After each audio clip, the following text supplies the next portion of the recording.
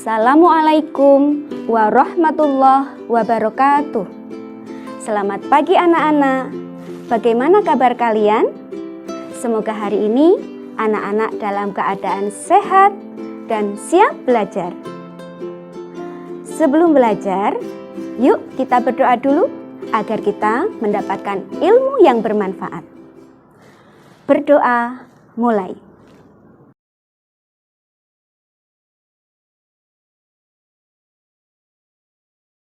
Berdoa selesai. Anak-anak, di masa pandemi seperti sekarang ini, jangan lupa untuk selalu mematuhi protokol kesehatan. Yang pertama, selalu memakai masker.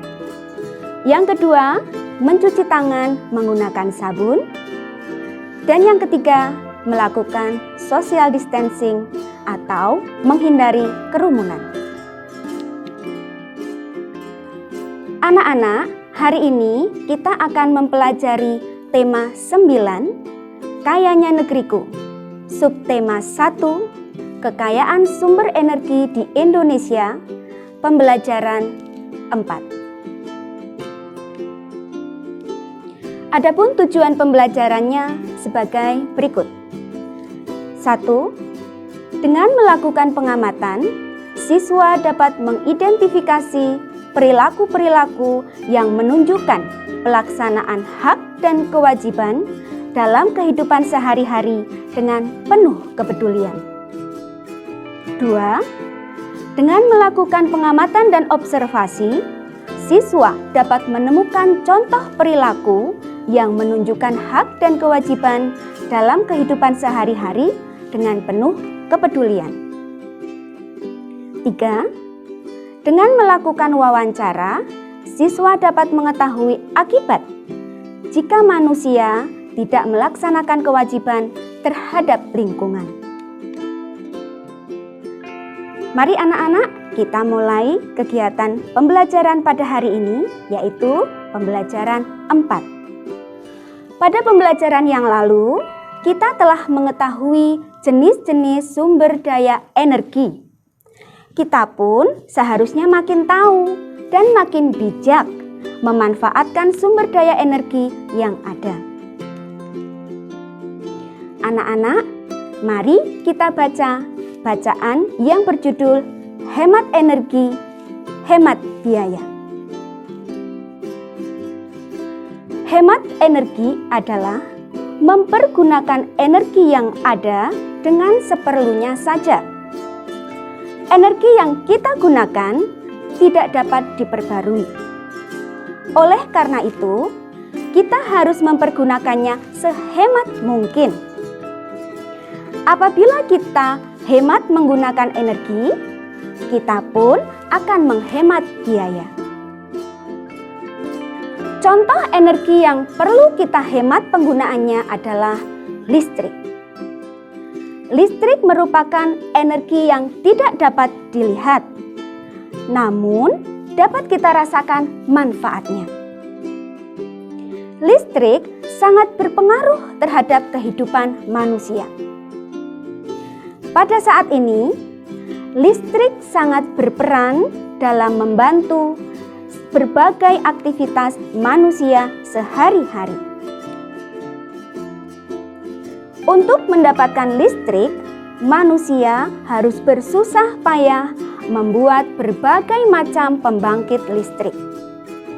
Contoh pembangkit listrik antara lain, pembangkit listrik tenaga air atau PLTA, pembangkit listrik tenaga surya atau PLTS, dan pembangkit listrik tenaga uap atau PLTU.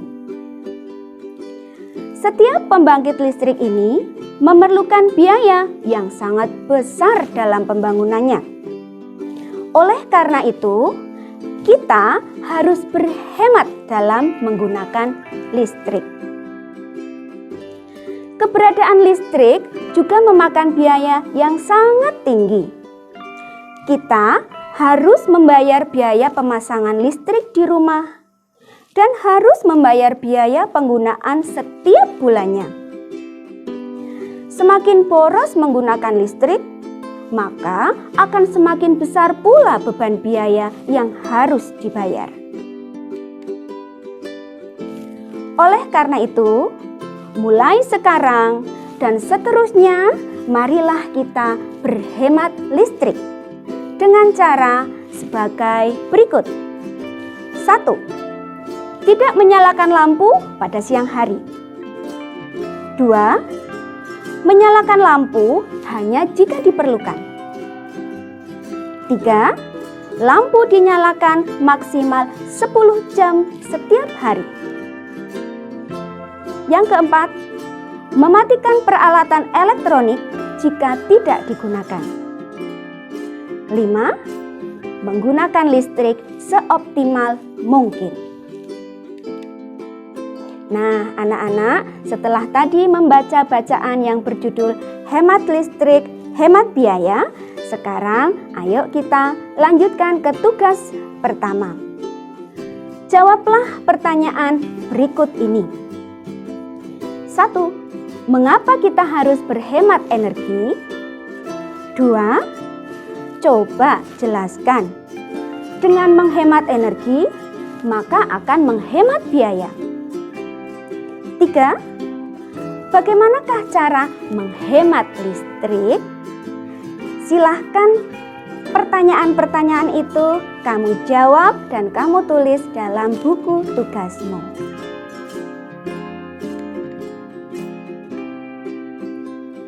Anak-anak, sumber-sumber energi yang ada di Indonesia yang menyangkut kepentingan orang banyak dikelola oleh negara dan dipergunakan sebesar-besarnya untuk kemakmuran dan kesejahteraan rakyat. Contohnya adalah minyak bumi, batu bara, gas, dan air. Setiap warga negara juga memiliki kewajiban untuk memanfaatkannya dengan bijak dan hemat. Berikut ini adalah hak dan kewajiban setiap warga negara terhadap sumber energi dan pemanfaatannya. Kewajiban terhadap sumber energi. Bagaimana cara kita melaksanakan kewajiban terhadap sumber energi? 1. Menghemat energi dengan menggunakan seperlunya. 2. Memanfaatkan teknologi dan peralatan yang ramah lingkungan. 3. Menjaga dan melestarikan alam untuk menjaga ketersediaan sumber energi. Yang keempat, melakukan reboisasi untuk menjaga ketersediaan sumber air. Dan yang kelima, menggunakan energi alternatif seperti energi angin, air, atau matahari untuk menggantikan energi yang tidak dapat diperbarui. Kemudian, hak kita dalam memanfaatkan sumber energi. Setiap orang memiliki hak yang sama untuk menggunakan energi agar dapat menunjang kegiatannya sehari-hari. Untuk hal tertentu, setiap orang pun berhak mengelola energi. Hak mengelola energi diperbolehkan selama tidak melanggar undang-undang dan merugikan orang lain. Jika hak dan kewajiban terhadap energi telah dijalankan dengan baik, manfaat sumber energi pun dapat kita rasakan dengan baik pula. Nah, anak-anak, sekarang kita lanjutkan ke tugas yang kedua. Silakan anak-anak berdiskusi dengan teman yang rumahnya berdekatan dengan kalian, atau bisa juga dengan orang tua kalian. Coba identifikasilah perbuatan orang-orang di sekitarmu yang berkaitan dengan penggunaan energi dalam kegiatan sehari-hari. Anak-anak bisa buat tabel seperti ini. Perilaku orang-orang di sekitarku. Kolom yang pertama bisa dituliskan contoh perilaku boros energi. Bu Guru beri contohkan misalkan menyalakan lampu saat siang hari. Kemudian kolom berikutnya kamu tuliskan contoh hemat energi. Ya, perilaku orang-orang yang menghemat energi, Bu Guru beri contoh 1, mematikan lampu jika sudah siang hari. Untuk selanjutnya silakan anak-anak amati kemudian isikan dalam tabel tersebut. Anak-anak, kewajiban kita sebagai manusia tidak hanya pada sumber daya alam, namun juga terhadap lingkungan alam secara keseluruhan. Hal tersebut dikarenakan manusia dan lingkungan memiliki keterkaitan yang sangat erat. Yuk, sekarang kita baca bacaan yang berjudul Manusia dan Lingkungan. Lingkungan amat penting bagi kehidupan manusia, karena manusia tergantung kepada lingkungan. Manusia membutuhkan lingkungan untuk mencukupi kebutuhan hidupnya. Oleh karena itu, lingkungan memiliki daya dukung bagi kehidupan. Artinya, lingkungan mempunyai kemampuan untuk mendukung kehidupan manusia dan makhluk hidup lainnya. Oleh karena itu, manusia harus senantiasa berbuat baik kepada lingkungan. Manusia harus dapat berpikir dan berperilaku secara tepat, bijak, dan bertanggung jawab. Hidup yang selaras dengan alam dapat dimulai dari diri sendiri. Kita harus membiasakan pola hidup bersih dan sehat, seperti membuang sampah pada tempatnya, rajin berolahraga, dan selalu memeriksa keadaan mesin kendaraan agar tidak menghasilkan banyak asap kotor. Selain itu, kita harus meningkatkan kreativitas dengan mendaur ulang barang-barang yang sudah tidak terpakai agar tidak mencemari lingkungan. Sudahkah kalian berbuat demikian? Jika sudah, kembangkan dan tingkatkanlah terus. Namun jika belum, mulailah melakukan dari sekarang. Jika kita cinta dan bersahabat dengan alam, alam akan cinta dan bersahabat dengan kita. Namun sebaliknya, jika kita merusak alam, alam akan marah dan menumpahkan segala bencana kepada kita. Hidup yang selaras dengan alam dapat membawa dampak positif bagi umat manusia. Nah, anak-anak, setelah tadi kalian membaca bacaan tersebut, sekarang kita lanjutkan ke tugas yang ketiga ya. Coba lengkapilah peta pikiran berikut ini. Hubungan antara manusia dengan lingkungan. Lingkungan memiliki daya dukung bagi kehidupan. Nah, apa itu maksudnya? Kemudian, sikap apa yang seharusnya dilakukan manusia terhadap lingkungan? Mengapa manusia harus baik terhadap lingkungan? Silahkan kamu lengkapi peta pikiran tersebut. Salah satu kewajiban manusia adalah menjaga lingkungan alam. Apa yang terjadi jika manusia tidak melaksanakan kewajiban tersebut? Nah, untuk tugas yang keempat, silakan anak-anak melakukan wawancara. Silakan bertanya kepada narasumber yang ada di sekitarmu, kepada orang tua, kepada kakak, teman-teman, atau orang-orang yang ada di sekitarmu. Silakan kamu wawancarai seperti tabel berikut. Lalu buatlah laporannya.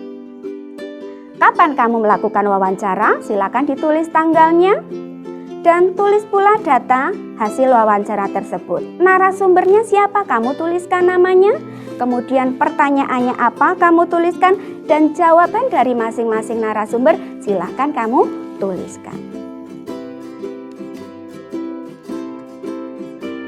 Anak-anak, lingkungan memiliki peran yang sangat penting bagi kehidupan manusia. Sebagai warga negara yang baik, masyarakat harus memiliki kepedulian tinggi terhadap kelestarian lingkungan hidup di sekitarnya sesuai dengan kemampuan masing-masing. Hal ini merupakan salah satu perwujudan pelaksanaan kewajiban kita sebagai warga negara. Nah, anak-anak, coba apa yang sudah kita pelajari hari ini? Ya, dengan melakukan pengamatan, kalian dapat mengidentifikasi perilaku-perilaku yang menunjukkan pelaksanaan hak dan kewajiban dalam kehidupan sehari-hari dengan penuh kepedulian. Yang kedua, dengan melakukan pengamatan dan observasi, kalian dapat menemukan contoh perilaku yang menunjukkan hak dan kewajiban dalam kehidupan sehari-hari dengan penuh kepedulian. Kemudian, dengan melakukan wawancara, kalian dapat mengetahui akibat jika manusia tidak melaksanakan kewajiban terhadap lingkungan.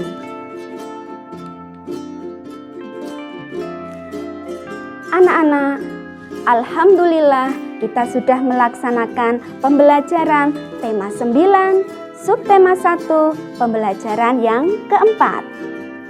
Besok pagi kita akan lanjutkan dengan materi pembelajaran 5.